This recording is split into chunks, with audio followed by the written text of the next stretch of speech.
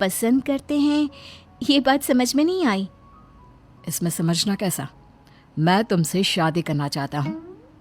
हाँ, आपको पता नहीं क्या, मैं नाचने वाली हूँ और हम जैसी लड़कियों से कोई शादी नहीं करता।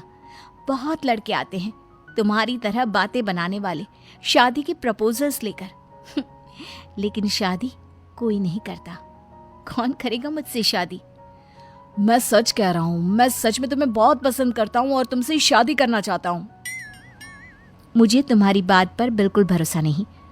अगर तुम सच में मुझसे शादी करना चाहते हो तो अपने माँ बाप को साथ में लेकर आना। मैं तुम्हें यहीं इसी गांव में मिलूंगी, ये मेरा पता है। शादी होने के बाद दिनेश अपने घर लौट आता है। अपनी माँ के पास जाकर कहता है, माँ, मैं अमृता नाम की एक लड़की को बहुत पसंद करता हूँ, उससे शादी करना चाहता हूँ। अरे बेटा, लेकिन ये अमृता है कौन? किसकी बेटी है? कैसा घर बार है, कुछ बताओ भी। बस सीधे आकर शादी की बात कर रहे हो। वो क्या है ना, वो लड़की एक नाचने वाली लड़की है। मेरे दोस्त अमर की शादी में मैंने उसे नाचते हुए देखा था। क्या? नाचने वाली लड़की? नहीं नहीं नहीं, नाचने वाली लड़की को हम अपने घर की बहू नहीं बना सकते। लेकिन माँ, मैंने उससे वादा किया है, मैं उसी से शादी करूंगा। वादा करने से पहले अपने माँ बाप से पूछना जरूरी नहीं समझा? किसी भी नाचने वाली को ऐसे शादी का वादा करके चले आए। लेकिन पापा, एक बार आप उससे मिल तो लीजिए, क्या पता आपको भी वो पसंद आ जाए। दिनेश के माँ और पापा दिनेश और अमृता की शादी के लिए तैयार नहीं होते। एक दिन दिनेश के मम्मी पापा अपने गांव से बाहर कहीं जा रहे होते हैं। तभी अचानक से एक गाड़ी वाला दिनेश के पापा के स्कूटर को टक्कर मारकर चला जाता है। दिनेश के मम्मी और पापा दोनों सड़क पर घायल होकर गिर जाते हैं। तभी वहाँ अमृता आती है। अरे अंकल आंटी, आपको तो बहुत चोट लगी है, चलिए मैं आपको हॉस्पिटल लेकर जाती हूँ। अमृता दिनेश की मम्मी और पापा को हॉस्पिटल में एडमिट करवा देती है और उनका ख्याल रखती है। जब दिनेश हॉस्पिटल पहुँचता है, अमृता, तुम यहाँ क्या कर रही हो? तो क्या ये तुम्हारे मम्मी पापा हैं? वहाँ सड़क पर उनका एक्सीडेंट हो गया था, इसलिए मैं यहाँ हॉस्पिटल में लेकर आ गई। क्या ये वही लड़की है बेटा जो तुम्हें पसंद थी?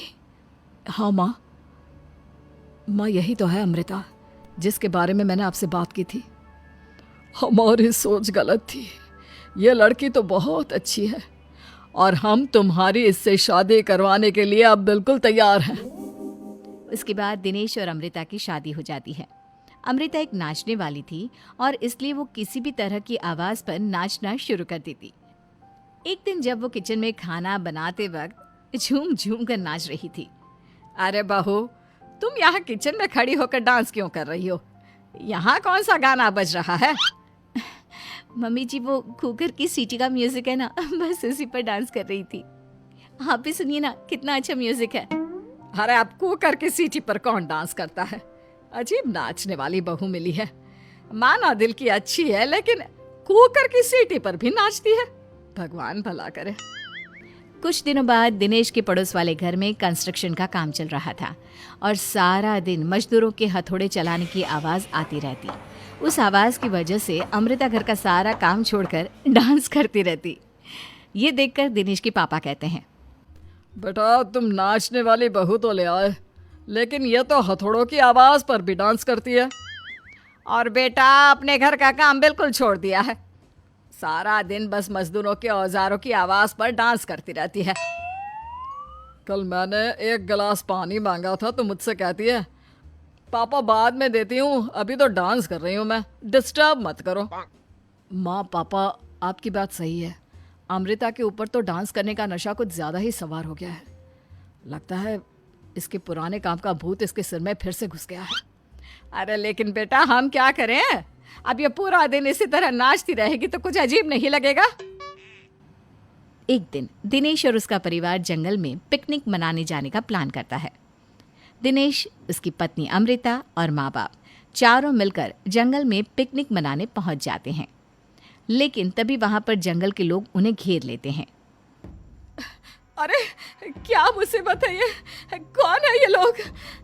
ये तो हमें जिंदा जलाकर खा जाएंगे। अब हमें कौन बचाए?